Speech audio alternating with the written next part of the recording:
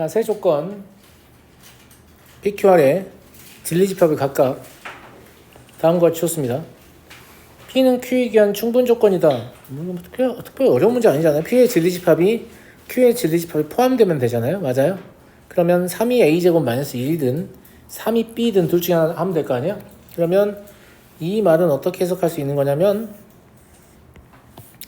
A가 뿔마 2이거나 또는 B는 3이다. 이렇게 해석할 수 있는 건가요? 맞아요, 안 맞아요? 맞죠? 예. 그 다음에 R은 P에 기한 필요 조건이니까 R도 원소 2개인데 또 3 원소를 가지고 있어야 되죠. 예. 근데 이때는 A가 3이 아니기 때문에 이 경우는 A, B가 3이어야 되지 않겠어요? 이것 때문에 그래요? 무슨 말인지 아시죠? 예. 그럼 이때 A가 마이너스 2이고 B가 마이너스 2분의 3이거나 아니면 A가 2이고 B가 2분의 3이거나 두 개의 상황이 펼쳐질 거고요. 예. 이 경우에는 A가 3이거나 또는 A, B가 3일 수 있죠. B가 3이라고 했으니까 무슨 말인지 알겠죠? 그러면 A는 3이면서 B는 3이거나 아니면 A는 1이면서 B는 3일 수 있는 거죠. 즉 몇 가지 케이스가 가능한가요? 네 가지 케이스 가능한 거고요. A 더하기 B의 최소값 구하는 문제니까 답은 5번 되겠네요. 이때 이해하시죠? 뭐 특별할 거 없는 문제였어요. 자, 뒷장 가보겠습니다. 가도 되죠? 예. 64번 값은 이런 것들은 그냥 순수 논리력 묻는 문제인데요. A일 동안의 여름 휴가 중 날씨를 관찰하여 휴가 중인데 뭔 날씨를 관찰해, 그지? 날씨를 관찰하여 다음과 같은 결과를 얻었다. 비가 오지 않은 오전은 5번 있었다. 비가 오지 않은 오후는 7번 있었다. 오전에 비가 온 날에는 오후에 비가 온 날에는 오전에 비가 오지 않았다. 이런 것도 좀 오해하시면 안 되는 게 오후에 비가 온 날은 오전에 비가 오지 않았다라고 써 있으면 딱 그 표면적인 해석을 하셔야 돼요. 무슨 오전과 그럼 오후에 비가 안 온 날은 어떻게 되냐? 몰라요. 말 안 해줬잖아요. 무슨 말인지 알겠죠? 네. 오후에 비가 온 날은 오전에 비가 오지 않았다. 그래도 뭔 알 수 있냐면 하루 종일 비가 올 순 없다라는 걸 알 수 있죠. 그러지 않나?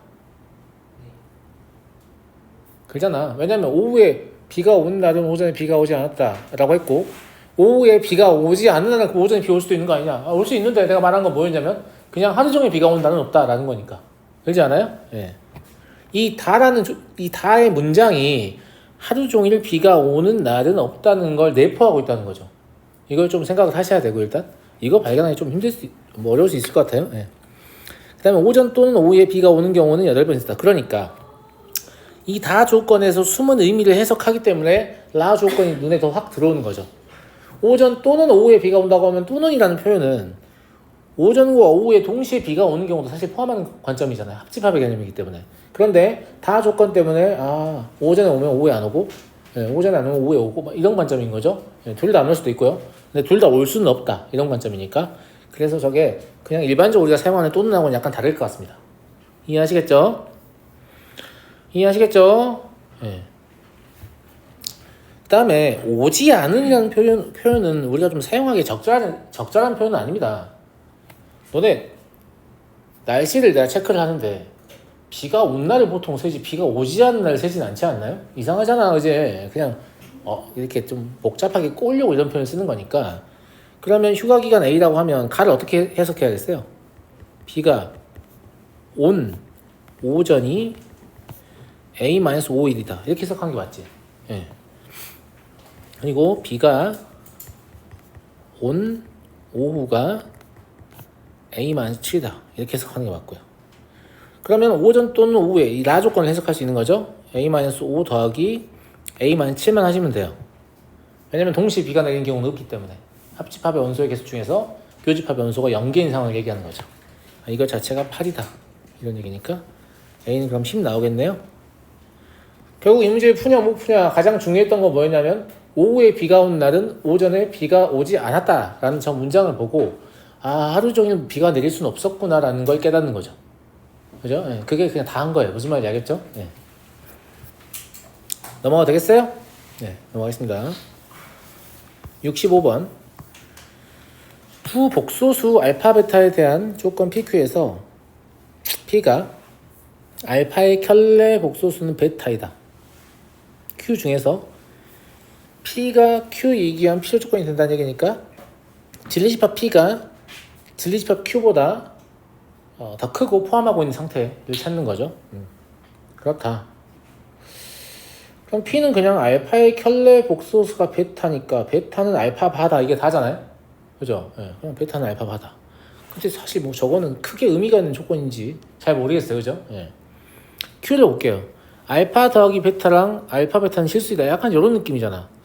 알파의 켤레 복소수가 베타니까 베타를 알파 바라고 생각해보면 둘이 더하면 실수 맞고 둘이 곱하면 실수 맞으니까 얼핏 맞은가? 이렇게 생각하게 하잖아요. 근데 그게 아니잖아. P가 Q이기 한 필요 조건이니까 뭔가 판정하려면 실제로는 Q이면 P다가 참인 거라서 이 두 줄이면 참이라는 뜻입니다. 아시죠? 예, 참이라는 뜻이라서 알파 더하기 베타가 실수이고 알파 베타가 실수이면 둘은 켤레 관계냐 이걸 확인해야 맞는 거죠. 거꾸로 하시면 안 되는 거예요. 무슨 말인지 알겠죠? 근데 합이 실수이고 곱이 실수이면 둘은 켤레냐 켤레 복소수냐 그냥 알파가 2 베타가 3 이러면 합이 실수고 곱이 실수인데 둘은 켤레 아니죠? 예, 그러니까 발리를 아주 쉽게 찾을 수 있죠. 이거 거꾸로 읽어가지고 맞다고 착각하시면 안 됩니다. 알겠죠? 예. 뭐 나는 잘생겼다 비웃지 마시고요. 잘생긴 나다 이거 완전 다른 얘기예요. 무슨 말인지 알겠죠? 거꾸로 한다고 해서 말 되는 거 아닙니다. 알겠죠? 예. 다음에 알파 더하기 베타가 실수이고 알파 마이너스 베타는 순호수이다. 이게 허수 부분은 절대값이 같고 부호는 반대이다 라고 해석해도 되겠냐? 그리고 0이 아니다? 물론 니은의 Q를 보고 봐도 해석이 안 되는 친구들은 그냥 생각을 해보시면 되죠. 알파가 뭐 A 플러스 BI다. 베타가 근데 A 마이너스 BI야 될 것 같지 않냐? 더했을 때 실수 나오려면 일단 이것 때문에 맞아요. 그럼 두 번째 조건은 뭐예요? 알파 마이너스 베타는 2BI인데 얘가 순호수라는 얘기니까 B가 0이 아니라는 소리잖아요. 그지 않아? 제 말 무슨 말인지 알겠죠? 네. 그럼 결과적으로 니은의 뜻은 뭘 이미 포함하고 있냐면 알파와 베타는 켤레이다 라는 걸 포함하고 있어요. 둘이 켤레잖아요 지금. 맞아요. 그러면 Q이면 P이다 참이죠? 네, 참입니다.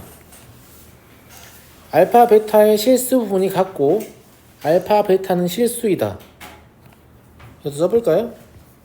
알파가 A 플러스 BI다 라고 하고 베타를 A 실수 부분 같다고 했으니까 근데 곱이 지금 실수가 돼야 되잖아요. 그잖아. 곱이 실수가 되려면 여기 당연히 마이너스 BI여야 되는 거 아니냐라고 아마 착각을 유도하는 문제인 것 같은데요. 그죠? 이때 A는 0이 아니란 말이 없잖아요. 만약에 알파가 순허수라고 하면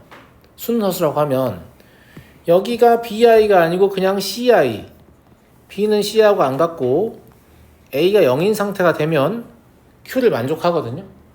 그런다고 해서 알파와 베타는 켤레 관계라고 볼 수 없죠. 그쵸? 그러니까 이게 딱 낚시를 시도를 하잖아요. 안 낚여야 돼. 아니지 그럴 리가 없잖아. 이렇게 해서 되잖아. 이런 걸 찾으셔야 되는 거죠. 예.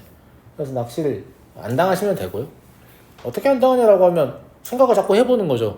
A 더하기 B라고 썼다고 해서 A가 0이 아니란 뜻은 아니에요. B가 0이 아니란 뜻은 아니란 말이에요. 무슨 말인지 알겠죠? 근데 이제 실수 부분이 같고니까 뭐 0일 수도 있고 아닐 수도 있고 이런데 이 곱도 실수인 경우를 좀 고민을 해보면 켤레가 아니면서도 이게 가능한지 확인해 보면 되죠. 근데 켤레가 아니면서 이게 가능하다 확인이 되는 거죠. 알겠죠? 65번을 볼게요. 65번은 진짜 질문이 엄청나게 많이 나오는 문제거든요. 이거를 스스로 풀어내는 학생이 거의 없는 것 같은데 나 이거 풀어서 맞았다 손 들어봐. 그럴 수 있어요. 예. 이거 풀어서 맞은 학생 제가 지금까지 본 적이 없는데 본 적이 없어요. 예. 맞은 학생도 제가 설명을 해보라고 하면 뭐라고 잘 말을 못하더라고요. 말을 못하고 근데 물론 제가 말하는 거 여러분들 못 알아들을 수도 있어요. 뭔 소리지라고 생각할 수도 있거든요. 그러니까 되게 어려우면서 되게 쉬운 문제거든요. 잘 들어봐야 알겠죠?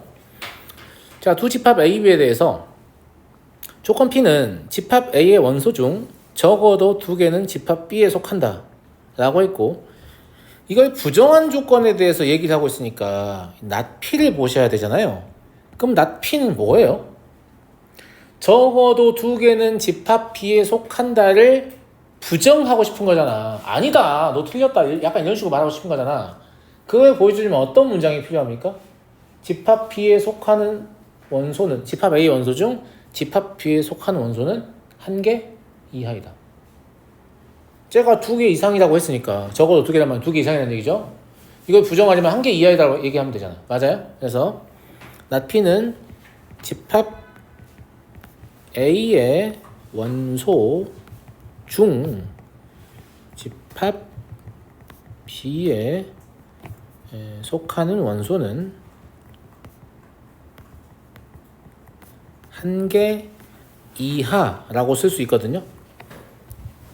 자, 이 문제의 핵심은 뭐냐면 not P와 Q가 필요 충분 조건이라는 거죠.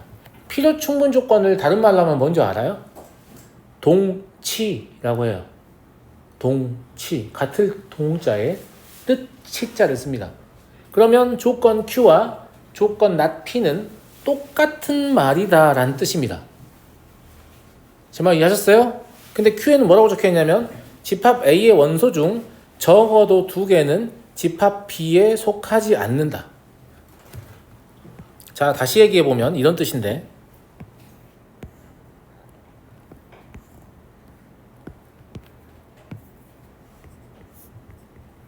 자, 조건 not P에 따르면 여기가 지금 한 개 이하라는 말을 하는 거거든요. 맞아요? Q에 따르면 여기가 두 개 이상이라는 말을 하는 거예요. 근데 두 개의 조건이 동치라고 했잖아요. 이건 무슨 말이냐면 여기를 알려주면 여기를 자동으로 알게 된다 라는 뜻입니다. 같은 뜻이니까. 마찬가지로 이것만 알려줘도 이걸 자동으로 알게 된다 이 말입니다. 그러려면 당연히 NA는 얼마야 돼요? 3이어야 되지 않습니까? 여기까지 설명하고 나면 왜 3이에요? 이런 게 꼭 나옵니다.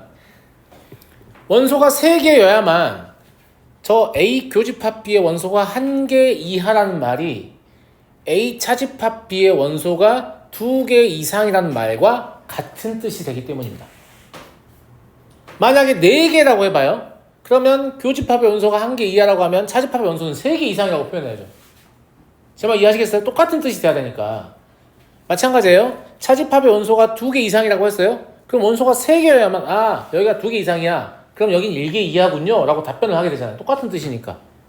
즉 이게 3개여야만 이 둘이 동일한 의미가 된다 이런 뜻이에요. 문제 자체가. 이해하시겠어요? 이해하겠어요? 이거 나중에 에서 끄덕끄덕하고 나중에 다시 물어보는 애들도 많은데 또 물어보셔도 돼요. 알겠죠? 네, 너무 명백하기 때문에 이게 한 번 이해하면 약간 이런 느낌인데 이거 왜 이해 못하지? 약간 이런 느낌이거든요. 네. 근데 이해 안 되면 또 안 되는 것 같더라고요. 제가 이제 경험상 아이들 지도해 보면. 그래서 혹시 이 말이 무슨 말인지 잘 이해가 안 되시면 또 물어보셔도 됩니다. 아시겠죠? 근데 핵심적인 건 뭐냐면 그냥 이거예요. not P와 not Q는 정확히 같은 뜻이다. 즉 not P를 말을 해주면 Q를 말해줄 필요가 없다는 뜻입니다. Q를 말을 해주면 not P를 말해줄 필요가 없다는 얘기예요. 말하지 않아도 안다는 얘기죠. 아시겠어요? 말하지 않아도 알아요. 뭔지 아시죠? 네, 죄송합니다. 네. 자, 이렇게 해서 명제 마치고요. 네.